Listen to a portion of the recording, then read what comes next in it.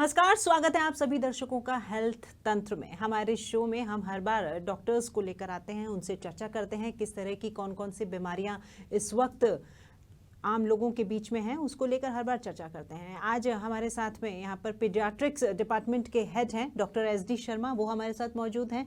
हम उनसे बच्चों की बीमारियों को लेकर के बात करेंगे, क्योंकि बच्चों में भी अमूमन बहुत सारी बीमारियाँ आजकल फैल रही हैं।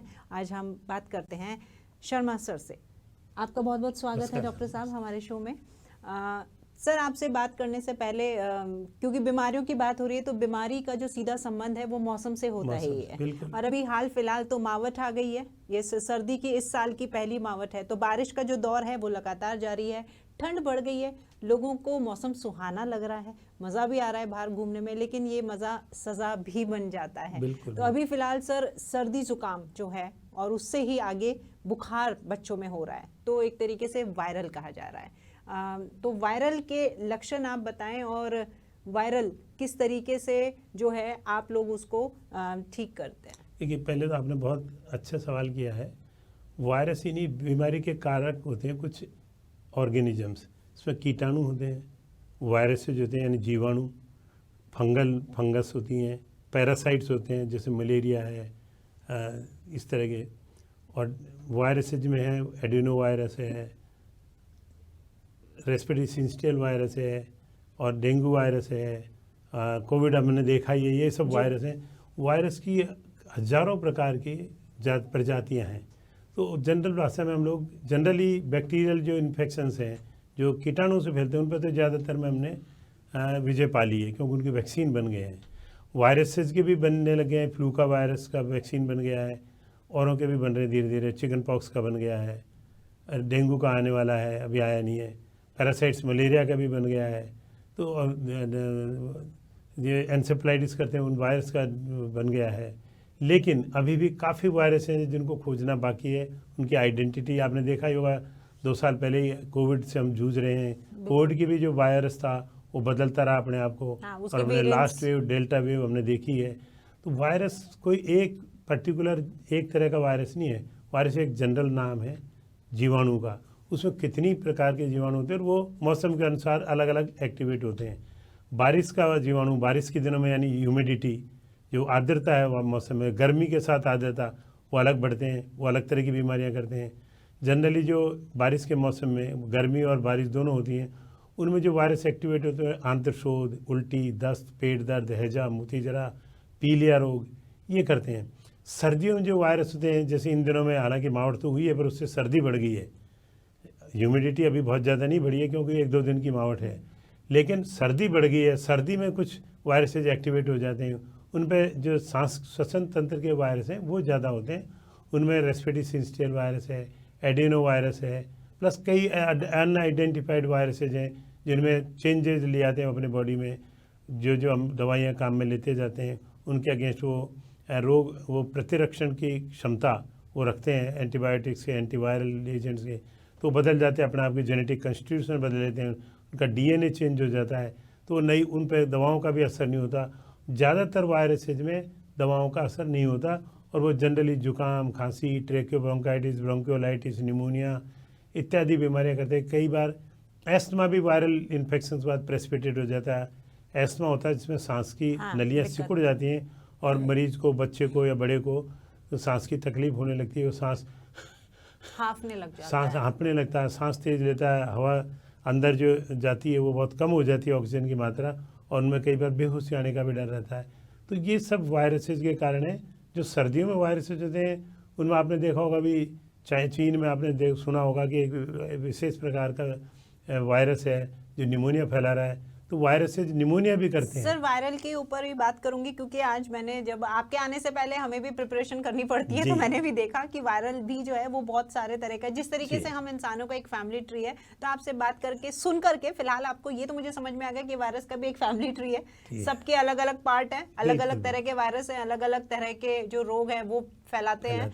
सर बारिश में जो वायरल की बात हो रही है, क्योंकि आम जन को सिर्फ इतना ही पता है कि वो सिर्फ ये जानते हैं कि बुखार अगर लंबे समय है, खांसी जुकाम के साथ है, तो उसको वायरल ही कहा जाता है। ये सिर्फ इतना जानते हैं, क्योंकि इनको इतने वायरसेस के नाम नहीं पता होते हैं। लेकिन इनके सर लक्षण अलग अलग होते हैं। जैसे एक वायरल होता है सर जिसमें जो बच्चा होता है ना, उसको उसका इम्यून सिस्टम जब है, कहते हैं कि इसका इम्यून सिस्टम वीक है, इसलिए ये जल्दी से बीमारी की चपेट में आ रहा है जी। एक में होता है कि है ना, सिर में दर्द है, शरीर में टूटन है, थकान महसूस हो रही है, आंखों में जलन है, तो उसको वायरल हो रहा है। तो सर इसके बारे में देखिए, बहुत अच्छी बात बताई आपने।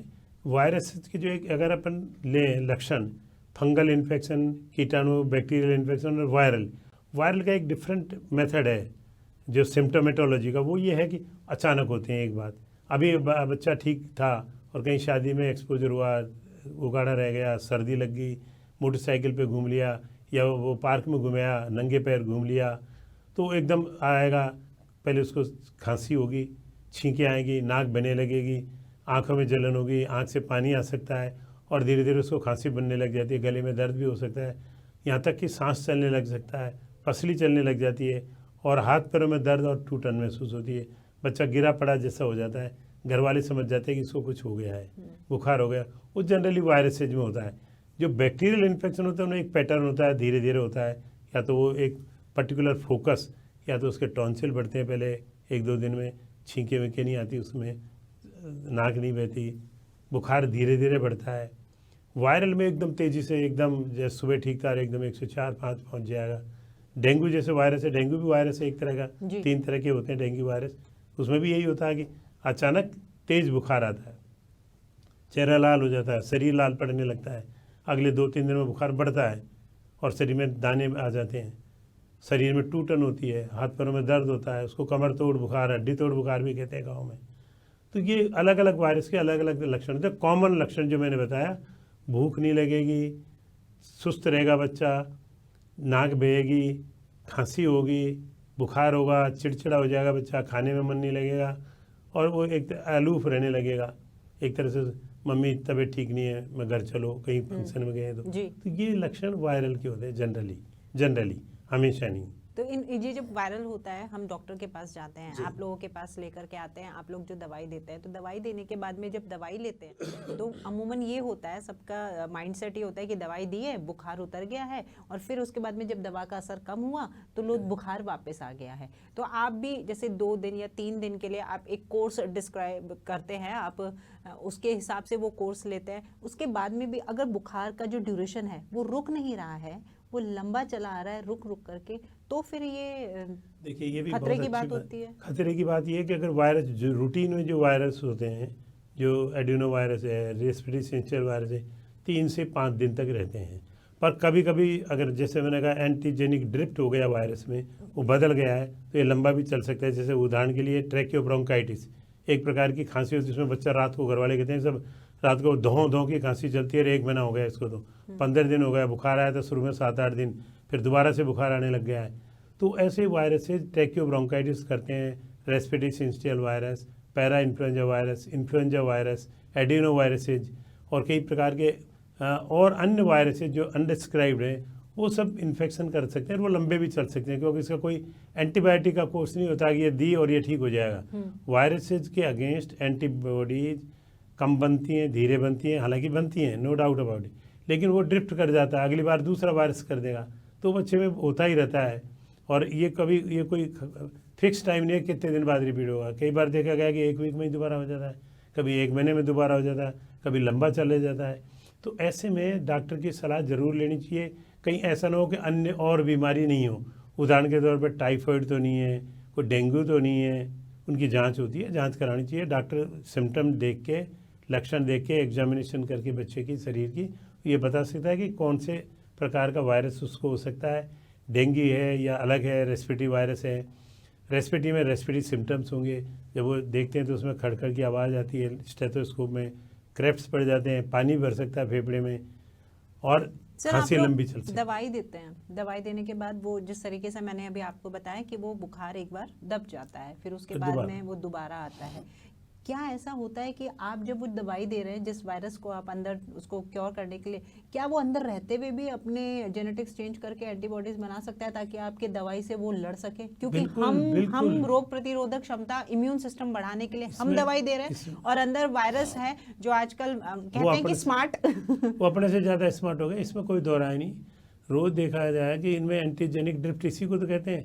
वो देख रहा है, वो अपने से भी ज़्यादा चतुर है वायरस। आपने देखा होगा उन पर इवन बैक्टीरिया, वायरस की तो बात करें, वायरस तो हो ही जाते हैं रेजिस्टेंट, बैक्टीरिया भी रेजिस्टेंट हो गए, कीटाणु जिनको कहते हैं। हर बीमारी के कीटाणु भी रेजिस्टेंट। वो दवा आज काम कर रही है, 2-4 साल बाद वो काम करना बंद कर देगी, क्योंकि उसके अगेंस्ट वो रोग, वो प्रतिरक्षण की क्षमता, पावर वो खुद में डेवलप कर लेता है। तो फिर हमको फिर एंटीबायोटिक बदलनी पड़ती है, फिर परीक्षण करने पड़ते हैं कि किस एंटीबायोटिक का असर आएगा। वही चीज़ वायरस में, वायरस के अगेंस्ट कोई एंटीबॉडी प्रेस्क्राइब्ड नहीं है अभी, कुछ एक बीमारियों को छोड़ के। हर्पीज है, जैपनीज एंसेफेलाइटिस है, जैपनीज का भी कोई स्पेसिफिक एंटीबॉडी अभी नहीं है, एंटीबायोटिक आई मीन, लेकिन कुछ एक के अगेंस्ट है एंटीवायरल एजेंट्स। पर वो मैंने कहा ना कि उनमें इतनी जल्दी चेंजेस हो जाते हैं कि वी आर नॉट श्योर कि ये हम एंटीबायोटिक देंगे या एंटीवायरल देंगे वो ठीक हो जाएगा। इसलिए हमें प्रिकॉशन ज़्यादा रखनी है, डॉक्टर की सलाह लेनी है। ज़्यादातर वायरसेज अपने आप सतह ठीक होते हैं, टाइम लेते हैं। आपको सात्विक भोजन करें, हेल्दी फूड लें, पानी की प्रचुर मात्रा में लें, लिक्विड चीज़ें ज़्यादा लें, सूप, दाल, खिचड़ी, गाम हो तो राबड़ी, प्लेंटी ऑफ लिक्विड्स जरूर लें, शुद्ध हवा में रहें। हवा में कमरे की खिड़की खोल के रखें, चाहे आप सर्दी भी है तो पर्दा भले ही लगा ले, पर फ्रेश हवा आती रहनी चाहिए। वेंटिलेशन प्रॉपर होना चाहिए। एक वेंटिलेशन का पहना उड़ा के रखें, बच्चे का सिर कवर करके रखें। अगर बाहर जा रहे हो तो कपड़े अच्छे से पहनाएं, वुलन, सॉफ्ट वुलन कपड़े पहनाएं, जिससे कि सर्दी नहीं लगे उसको। तो ये सर्दी से बचाव, जलवायु से बचाव, मौसम से बचाव करेंगे तो वायरल इन्फेक्शन से भी बचाव होगा। बचाव ही वायरल बीमारी का उपचार है मेरे हिसाब से, क्योंकि होने के बाद मैंने कहा ना, कोई एंटीबायोटिक नहीं होती आज देर कल या परसों ठीक हो जाएगा। वो कितना भी समय ले सकता है, 3 से 5 दिन। पर घबराने की बात नहीं है। अच्छी बात ये जाहिर से तौर पे कि भाई वो ठीक स्वतः ही होगा, बशर्ते कि आप ध्यान रखें उसका खाने पीने का। मैंने कहा ना कि उसकी प्रॉपर कैलोरीज बराबर दें, लिक्विड हाइड्रेशन उसका मेंटेन रखें, प्लेंटी ऑफ लिक्विड्स खूब दें, चाय, कॉफ़ी। रेस्ट भी प्रॉपर चाहिए बॉडी को, रेस्ट भी चाहिए, रेस्ट भी करना है। प्राय देखा गया कि घर वालों की आजकल कॉम्पिटिटिव माइंड है, बच्चों को स्कूल नहीं तो ये दवा ले और स्कूल जाओ, ऐसे नहीं करना चाहिए। बच्चों को अगर बुखार है या वायरल के सिम्टम है तो उसको रेस्ट देना चाहिए। स्कूल में एप्लीकेशन देनी चाहिए कि मेरा बच्चा बीमार है, उसको रेस्ट की जरूरत है, डॉक्टर को बता दें कि कब तक रेस्ट कराना है। तो कभी भी बुखार में या वायरल इन्फेक्शन में स्कूल नहीं भेजना चाहिए। उसके 2 रीजन है, एक तो उसकी बीमारी बढ़ेगी, एग्जर्ट करेगा तो इन्फेक्शियस है किसी और को। एक और बीमारी होती है फेब्राइल मायोसाइटिस। अगर बुखार में आपने बच्चों को भेज दिया और वो घुमा फिरा तो उसको मायोसाइटिस, मसल्स में पेन हो जाता है, चलने फिरने में परेशानी आती है उसको। जिसे बच्चा आमतौर पर घर आके कहता है कि मुझे बहुत थकान आ गई है, पैरों में दर्द है, मम्मी चला नहीं जा रहा, सीढ़ी नहीं चढ़ सकता। ये सब बातें बहुत ज़रूरी है ध्यान में रखना कि अगर बुखार है कोई सा भी हो, बच्चों को रेस्ट कराएं, प्रचुर मात्रा में लिक्विड दें और हेल्दी फूड दें, घर का बना हुआ, बाजार का जहाँ तक वो अवॉइड करें। ये चीज़ें ध्यान में रखनी है। जंक फूड को बिल्कुल अवॉइड करें, घर का बना हुआ शुद्ध खाना ही दें। सर एक वायरल और होता है जिसमें जिसके सिम्टम्स अलग है। जैसे पहले वाले के सिम्टम्स थे कि आंखों में जलन हो रही है और सिर दर्द हो रहा है और उसके बाद में उसको बुखार आता है। लेकिन एक वायरल ऐसा है जिसके सिम्टम्स है कि जीभ ना सफ़ेद हो जाती है ना, बच्चे की जीभ सफ़ेद हो जाती है, छाले पड़ने लग जाते हैं, बॉडी के ऊपर कहीं ना कहीं छोटे छोटे लाल दाने हो जाते हैं। तो वो भी एज अ वायरल, मैंने बताया ना, वायरस बहुत सारे होते हैं। रेस्पिरेटरी सिंस्टियल वायरस भी कर सकता है, और हर्पीज वायरस में तो खास तौर से छाले पड़ेंगे। हर्पीज वायरस जो होता है उसमें छाले हो सकते हैं, जीभ पे भी छाले हो सकते हैं, और किसी भी बुखार में छाले तो किसी भी बुखार में जैसे दवा के कारण भी हो सकते हैं। और मुंह की हाइजीन अगर सही नहीं रखी, बच्चों को ब्रश जरूर कराएं जब दवा ले रहा हो, इन्फेक्शन हो, बुखार है तो ब्रश जरूर कराते रहे, सॉफ्ट ब्रश से कराएं जैसे कि अंदर इन्फेक्शन नहीं रहे। और खाना खाने के बाद खास तौर से सोते टाइम जरूर ब्रश कराएं बच्चे की। वैसे तो रूटीन में हमको 2 टाइम तो ब्रश करना ही चाहिए, 2 टाइम तो करना ही है, लेकिन बीमारी में भी इस चीज का बिल्कुल ध्यान रखना है। तो ये वायरस के सभी, किसी भी वायरस के लक्षण हो सकते हैं, इसमें कोई विशेष प्रकार की बात नहीं। किसी भी वायरल इन्फेक्शन में अगर आपने खाना नहीं खा रहा, बच्चा मुंह साफ नहीं हो रहा, तो उसके कुल्ले नहीं करा रहे, प्लेंटी ऑफ लिक्विड नहीं दे रहे, तो ये सब प्रॉब्लम हो सकती है। मुंह की हाइजीन खराब हो गई, उससे सेकेंडरी फंगल इन्फेक्शन भी हो जाता है, थ्रस हो जाती है, सफ़ेद छाले पड़ जाते हैं बच्चों को। चर्चा हो रही थी मौसमी बीमारियों की कि बच्चों में किस तरह की बीमारियां होती हैं। उन बीमारियों को लेकर हमारे साथ यहाँ पर स्टूडियो में SD शर्मा सर हमारे साथ मौजूद हैं। सर, हमने वायरल जो है उसकी बात कर ली, अलग अलग तरह का वायरल है। अब हम बात करेंगे सांस से संबंधित बीमारियों। सर, अभी जैसे आपने शुरुआत में ही चर्चा की थी कि चीन के अंदर जो इन्फ्लुएंजा जो वायरस है वो बहुत ज़्यादा एक्टिव हो रहा है, निमोनिया जो है संक्रमित हो गया, इसको लेकर के यहाँ पर अपना जो भारत सरकार है वो भी अलर्ट मोड पर है। आज मॉक ड्रिल भी करवाई गई है प्रदेश भर के अस्पतालों में कि हम पहले ही जो कोई समस्या है उससे निपटने के लिए हम तैयार रहें, मुस्तैदी से खड़े रहें।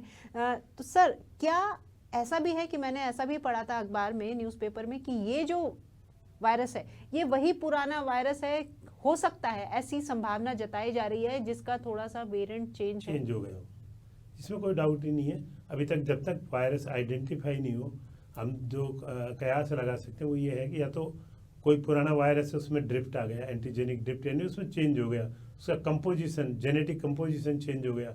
जैसे कि हमने कोविड में देखा है, 3 लहरें आई, आपने देखा होगा, वो वायरस वही था पर वो चेंज हो गया, वेरिएंट चेंज हो गया। वेरिएंट ये भी हो सकता है, एक पॉसिबिलिटी। या हो सकता है कि कोई नया वायरस हो। आपने हर बार कोई न कोई नया वायरस, जब एक वायरस से इम्यूनिटी बन जाती है, हार्ड इम्यूनिटी जन पब्लिक में, तो कोई दूसरा वायरस तैयार होता है। तो ये दोनों ही बातें हो सकती हैं। हमें सतर्क रहना है, इसमें कोई डाउट नहीं है। जब किसी भी पड़ोसी देश में या कहीं वर्ल्ड के किसी भी देश में आजकल दूरियां तो रही नहीं, आप भी समझते हो, फ्लाइट्स के कारण, लोगों की मूवमेंट के कारण ट्रांसमिशन होने का पूरा खतरा है। इसलिए हमें सतर्कता बरतनी है, जैसे हमने कोविड में बरती कि हमेशा जब किसी, यहाँ तक कि मैं तो कहूँगा आप रूटीन लाइफ में सर मास्क भी यूज कर सकते हैं। किसी बच्चों को अगर घर में खांसी जुकाम हो रहा है तो दूसरों को हमेशा सावधानी रखनी है कि उसके साथ खाना नहीं खाएं, अवॉइड करें, मास्क लगा के रखें, हाथ वॉश करें। स्कूल में जाए तो दूसरे बच्चों से बचाव रखें, उसको भेजें ही नहीं। तो स्कूल नहीं भेजें, अगर गलती से भेज रहे हैं तो मास्क लगा के भेजें। सर, एक कॉन्ट्राडिक्टरी स्टेटमेंट है, विरोधाभास है आपस में। एक जगह हम बात करते हैं कि ट्रांसमिशन होता है क्योंकि सांस की प्रॉब्लम है, आप जब सांस लेते हैं तो इन्फेक्शियस होता है, दूसरे के पास जाता है, तो आप उसको रोकने के लिए मास्क लगाएं। लेकिन यहाँ जब कोरोना हुआ था उस टाइम ये भी आया था कि जितना ज्यादा लोग मास्क लगा रहे हैं उनका ऑक्सीजन लेवल उतना ही कम हो रहा है। बोले लगा के और मास्क लगा करके ही वो अपने आप को नुकसान पहुंचा रहे हैं। सर, ये कहाँ तक सही है? डिफरेंट बात है। आप जो बोल रहे हो तो मास्क बहुत, अगर स्टैंडर्ड का मास्क लगा रहे हो उसमें कभी भी ऑक्सीजन की कमी नहीं आएगी। आप मेरा कहना है कि स्टैंडर्ड मास्क नहीं, अपनी मर्जी से किसी ने कपड़े का बना लिया, कोई कुछ भी बांध रहा है, कोई रुमाल बांध रहा है, उसका स्टैंडर्ड का पता नहीं कितने पोर्ट्स हैं उसमें। हमको ये इंश्योर करना पड़ेगा कि जो मास्क लगा रहा है वो स्टैंडर्ड का हो, N95 हो या सादा ट्रिपल लेयर ग्रीन मास्क जो होता है, जो सर्जिकल मास्क जो मिलता है हमारी केमिस्टों के, वो ही लेना है। अपनी मर्जी से हर चीज का मास्क नहीं बनाना। हाँ, तो कपड़े से बना हुआ मास्क, सही कह रहे हो कि ऑक्सीजन की कमी आ सकती है। तो अपन को स्टैंडर्ड मास्क अगर काम में लेंगे तो मैं समझता हूँ वो नहीं आता, उससे दूसरे में नहीं फैलेगा। कम से कम दूसरे में फैलना भी, एक बच्चे को यार 10 को और फैला दिया तो वो 10 वाला 100 को फैलाएगा, वो चेन रिएक्शन होता है। दूसरी बात, जब भी वो खाना खा रहा है तो उसके बर्तन अलग रखो, हैंड वॉश कराओ उसका, जैसे अपन ने पहले किया, सैनिटाइजेशन का पूरा ध्यान रखो, उसके कपड़े, सोने के बिस्तर रोज़ आयरन करें, रोज़ धुले हुए कपड़े पहनाएं, धूप में सुखाएं या आयरन से क्लीन करें। तो मैं सोचता हूँ 70 से 80% इन्फेक्शन उपचार जरूरी है, तो उपचार के साथ साथ सावधानियां उतनी ही जरूरी है। सर, सावधानियों की बात हुई है और उपाय और उपचार की बात हुई, तो सर कई बार ऐसे होता है कि घर में अपने बड़े बुजुर्ग भी होते हैं, ये जो दादी नानी के जो नुस्खे होते हैं, ये नुस्खे वो आजमाते हैं, जैसे शहद के अंदर साथ में अदरक का जो रस मिला करके दे देना, और बहुत सारे तमाम उनके नुस्खे होते हैं। तो ऐसा भी कहते हैं डॉक्टर कि आप अपने नुस्खे ना लगाएं, बच्चे को जहाँ भी आपको लक्षण लगे तो उसे सीधा डॉक्टर के पास लेकर के आए। तो ये आप कैसे देखते हैं? बहुत ही अच्छा सवाल किया आपने, सबसे अच्छा सवाल मैं समझता हूँ, क्योंकि आज जनता में भ्रांतियाँ इतनी हैं कि वो अरे डॉक्टर की दवाओं से तो कुछ नहीं होगा, अपने तो नुस्खे। अब मैं बता रहा हूँ, जो दादी के नुस्खे हुआ करते थे या आयुर्वेद के नुस्खे थे, उनको पीढ़ियों में मिलते थे अपने पूर्वजों से। वो स्टैंडर्ड नुस्खे वो ही जानते थे, जो पुराने लोग थे, उनका सालों का उनका एक्सपीरियंस था। अब वो उनको पता था कि कितने तुलसी के पत्ते लेने हैं, कितनी लौंग लेनी है, कितना अदरक लेनी है, कितना शहद लेना है। अब वो तो किसी को नहीं मालूम है। कोई रिटर्न में सारे नुस्खे कोई छोड़ के तो स्टैंडर्ड गया नहीं नहीं है। है। हाँ, तो आप वर्बली अपनी मर्जी वर्बली से बढ़ रहा गांव है। में कोई बड़ा बूढ़ा आदमी तो उनसे ही राय ले लेते हैं, क्या देते हैं, तो वो अपनी मर्जी से बता देता है। कोई बड़ी औरत से पूछ लिया जिसको खुद एजुकेटेड नहीं है बेचारी, तो वो अपनी मर्जी से कुछ भी बता देती है नुस्खे। फिलहाल अभी सर्दियों का मौसम है, तो अभी तो ये बीमारियां ज़्यादा से ज़्यादा जोर पकड़ेंगी और पकड़ भी रही हैं, क्योंकि बच्चों में बाहर निकलते हैं, अपने आप को कवर नहीं करते हैं, तो इसलिए उन्हें ठंड लग जाती है। साथ ही साथ अभी सर शादियों का भी सीजन चल रहा है, तो खाने से भी ट्रांसमिट होती हैं, क्योंकि बच्चे जिस तरह का खा रहे हैं। तो फिलहाल क्या कुछ आप सावधानियां हैं जो दर्शकों को बताना देखिए, बहुत अच्छी बात कही है। शादी ब्याह में जाओ, खाने को एंजॉय करो, बट खाने से नुकसान नहीं हो, ये ध्यान रखें। तो ऐसी चीज़ें खाएं जिसमें आपको इन्फेक्शन होने का डर नहीं है। फ्रेश चीज़ें, दाल खाई, रोटी खा ली, सब्जियां खा ली। सब्जी भी वो पनीर, मैं समझता हूँ पनीर नहीं खाना, पतासिया नहीं खानी जिसके पानी की गारंटी नहीं है। कोई भी चीज़ दही की प्रिपरेशन अवॉइड करें। ज़्यादा देर पहले सैलेड्स हैं, वो किसी ने कैसे काटी हैं, नोबडी नोज। तो मैं समझता हूँ कि शुद्ध खाना जो फ्रेश बन रहा है वो चीज़ें खाएं, चाहे शादी में जाए या घर में खाएं। हेल्दी फूड को प्रमोट करें, और ऐसी चीज़ें, दही की चीज़ें, पनीर की चीज़ें और ग्रेवी वाली चीज़ें, इनको अवॉइड करें। इवन मैं तो कहूँगा हरी सब्जियां भी आप, मैं समझता हूँ कि वहाँ शादी ब्याह में कितनी सफाई वो करते हैं, नोबडी नोज। घर में अपन को बताया हरी सब्जी को एक एक पत्ते को साफ करके वॉश करके फिर बनाएंगे। शादियों में कौन रखता होगा है। मैं समझता हूँ कि ऐसी चीज़ें जहाँ गारंटी नहीं हो शुद्धता की, वो बच्चों को तो खास तौर से नहीं। सर, आपने खाने की कही, आमतौर पे ऐसा कहा जाता है, परिवार में बात होती है कि खाना गरम गरम खाओ, अंदर आपके कोई भी वायरस है, कोई जीवाणु है, तो आप गरम खाओगे ना। आप जैसे कि फास्ट फूड को अवॉइड करो, लेकिन गरम चीज खाओ। चाहे आप जा रहे हो तो मिठाई भी है, गुलाब जामुन भी है, तो वो भी गरम गरम वहाँ सर्व होता है, तो गरम चीज खाओ तो अंदर हो जाएगा। उनका बात तो एक तरह से सही है कि गरम का मतलब फ्रेश। कोई भी चीज़ गरम खा रहे हैं तो पुरानी को गरम करने से वो नहीं है। फ्रेश चीज़ें खानी है जो फ्रेशली प्रिपेयर्ड है। दाल है, कोई freshly prepared green leafy vegetables हैं, ग्रीन भिंडी की सब्जी है, फली की सब्जियां हैं, वो फ्रेश बनती है। आपने देखा होगा तवे की सब्जियां हैं, पर ग्रेवी अवॉइड करें। ग्रेवी में वो कई चीज़ें मिला देते हैं। ग्रेवी वाली नहीं खानी है, क्योंकि वो पहले की रखी होती है, उसमें इन्फेक्शन होने का डर है। प्री फॉर्म्ड टॉक्सिन्स या फंगस लग सकती है उसमें। जो क्रीम होती है, क्रीम भी पता नहीं वो शुद्ध है कि नहीं, नोबडी नोज। शुद्ध क्रीम का किसी को पता नहीं है। आजकल मिलावटी खाने में मिलावट हो, एडिटिव्स हो, कलरिंग एजेंट्स होते हैं। सॉस नहीं लेना चाहिए, पानी नहीं लेना चाहिए। वो बॉटल्ड पानी है तो ठीक है, जो पानी की जो आपने देखा होगा उसमें बर्फ़ डालते हैं, बर्फ़ वाला पानी बिल्कुल नहीं लेना चाहिए, क्योंकि वो बर्फ़ कैसे पानी से बनी है कोई नहीं जानता है। इसलिए जाहिर सी बात है कि जब जाओ तो ऐसी चीज़ें खाओ जिसकी शुद्धता की गारंटी हो। दूध पी सकते हो, अगर दूध आपको गर्म उसका बन रहा कराएगा। जलेबी है तो जलेबी फ्रेश बनती है, आपके सामने बनती है, वो खा सकते हो। पर रखी हुई मिठाइयाँ मैं समझता हूँ अवॉइड करेंगे तो ठीक रहोगे, आप स्वस्थ रहेंगे और बच्चों को बीमारियों से बचाएंगे। बाजरे में सबसे ज़्यादा कैलोरी होती है, ये मैं बताना चाहूँगा, गेहूँ से भी ज़्यादा। तो बाजरा तो बहुत फायदेमंद है। बाजरे की खिचड़ी बनती है, रोटी बनती है, चूरमा बनता है, सर्दियों तो में बहुत खाना गुड़ के साथ खाओ। मैं समझता हूँ चीनी कम, नमक कम, गुड़ का प्रयोग ज़्यादा करें। आपने देखी होगी आजकल गुड़ मिश्री की दुकानें खुल गई हैं, हाँ। चीनी की जगह। तो मैं समझता हूँ चीनी का यूज़ कम लें, नमक कम दें। बच्चों को पैदाइश से होने से ही, जन्म से लेके पूरे टाइम तक नमक कम दें, चीनी कम दें, मीठी चीज़ें नहीं दें, फ्रेश हेल्दी फूड दें, जंक फूड से अवॉइड करें, और मौसम की बीमारियों का ध्यान रखें, मौसम से बचाव रखें। तो मैं समझता हूँ बीमारियों से काफ़ी दूर रहेंगे और बच्चा और आप सब स्वस्थ रहेंगे। बिल्कुल, जिस तरीके से शुद्ध के लिए युद्ध हो रहा है, और साथ ही साथ यहाँ पर स्वास्थ्य को भी अच्छे से बनाए रखना और खुद को स्वस्थ रखना, ये भी किसी युद्ध से कम नहीं है। तो डॉक्टर साहब जो हमारे साथ जुड़े, उन्होंने हमें बताया कि किस तरीके से हमें इस मौसम में सावधानियां रखनी है, क्या कुछ हमें ख्याल रखने हैं, क्या कुछ पैरामीटर्स होने चाहिए कि हम कहाँ जा रहे हैं, हम कितना ओढ़ करके जा रहे हैं, और अगर हम बीमार हैं तो हमें सीधे डॉक्टर की ही सलाह लेनी चाहिए, खुद चिकित्सक नहीं बनना चाहिए, चाहे वो हमारे घरेलू नुस्खे हों, या फिर कई बार ऐसा भी होता है कि हम मेडिकल स्टोर जाकर के खुद ही दवाई लेकर के आ जाते हैं, और खुद ही आधे डॉक्टर तो हम खुद ही बन जाते हैं। आप अपने सेहत का पूरा ख्याल रखें, क्योंकि अब ठंड भी बढ़ गई है और वायरस जो हैं वो तरह तरह के वायरस हैं, वो भी अब एक्टिवेट हो गए। तो अपना इम्यून सिस्टम स्ट्रॉन्ग करें और खुद को स्वस्थ रखें।